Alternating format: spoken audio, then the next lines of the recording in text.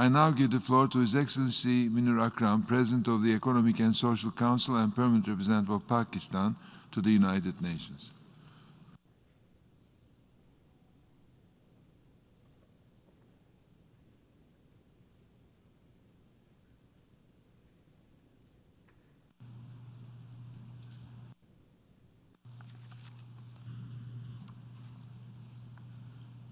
Mr. President of the General Assembly, Mr. Volkan Bozkır, distinguished Deputy Secretary General, Excellencies, ladies and gentlemen, dear colleagues, it is a pleasure to speak at this special session as President of the Economic and Social Council.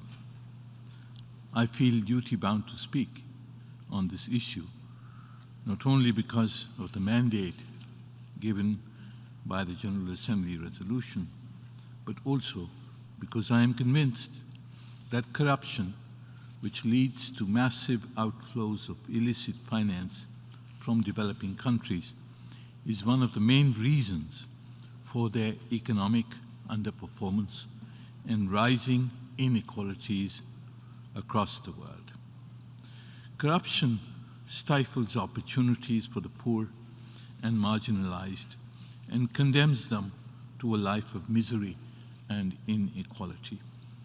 Annually, an estimated US $2.6 trillion, 5% of global GDP, is lost to corruption. The developing countries lose US dollars 1.26 trillion, 9 times all official development assistance. The COVID-19 pandemic has further widened the existing inequalities, pushed millions of people into extreme poverty, and resulted in the loss of 250 million jobs. Allowing corruption and illicit financial flows to continue in these circumstances is nothing short of criminal. Immediate and robust national and international action is needed to stop the bleeding of the developing countries. I welcome the declaration to be adopted by this special session. The important tasks from the development perspective are numerous. One, corruption must be addressed on 2 sides, by the perpetrators and the enablers of corruption. The establishment of a global beneficial ownership registry would help in identifying the perpetrators of corruption. While corruption must be stopped at the national level, it is equally important to impose penalties on the enablers of corruption, lawyers, accountants, and financial entities. Global standards and guidelines must be agreed and imposed to ensure this. 2, the absence of effective mechanisms to secure the return of stolen assets has created a sense of impunity among the corrupt and criminals and led to the parking of over $7 trillion in safe havens. Secrecy jurisdictions and safe havens must be urgently eliminated. Nor should difficulties be created to prevent or delay the return of billions of dollars of stolen assets of developing countries. They must be returned unconditionally and expeditiously. New legal instruments should be agreed to facilitate the obligatory return of stolen assets. 3, I agree with the emerging consensus that there is a need to establish standards for international companies in the extractive industries. This should include interstate agreements which allow for nullification of corporate contracts in the event of corruption, as well as when it is established that the contracts have been concluded on obviously unequal terms. A moratorium should be imposed on all investor-state disputes in which corruption and coercion is clearly visible. A trust fund could be established to support developing countries pursue the often lengthy and complex legal and administrative proceedings for the return of their stolen assets and investor-state dispute litigations. 4. Corruption related to tax fraud, evasion and avoidance constitutes a major portion of the overall volume of illicit financial flows.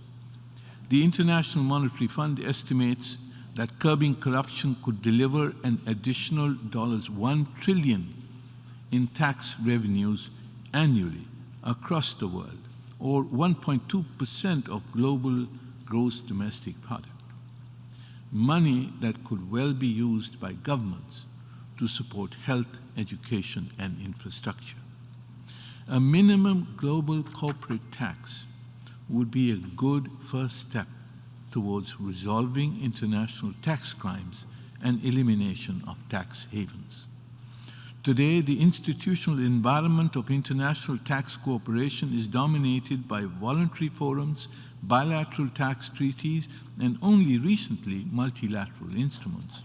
There is no universal international tax convention to compare with the United Nations Convention Against Corruption and the United Nations Convention Against Transnational Organized Crime. It is therefore urgent that the work of the UN Tax Committee is made completely intergovernmental and negotiations initiated for a global UN tax convention. 5, and last, the endeavor to establish global standards and promote collective action to deal with the menace of corruption and illicit financial flows is impeded by the disparate entities created with narrow mandates, different rules, and restricted representation. I agree with the recommendation of the FACTI panel that it is urgent and important that an inclusive and legitimate global coordination mechanism is established at the United Nations. Excellencies, corruption and other forms of illicit financial flows are systemic problems. Combating them requires global efforts. No one country can succeed alone in eliminating corruption and bribery and ensuring financial integrity. International cooperation is indispensable.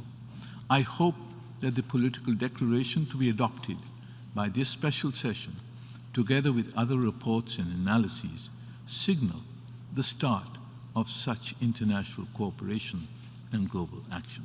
I thank you, Mr. President.